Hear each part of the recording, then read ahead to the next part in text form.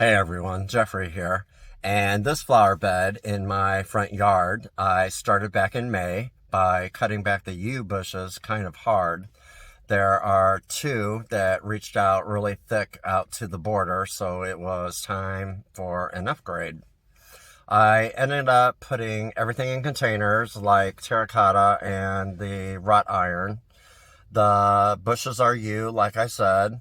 Then the step down are sun golden lime coleus, spider plants flanking the front, white cocktail whiskey begonia, and magenta impatiens. Alright guys, I hope you like this video short, and I will see you in the next one.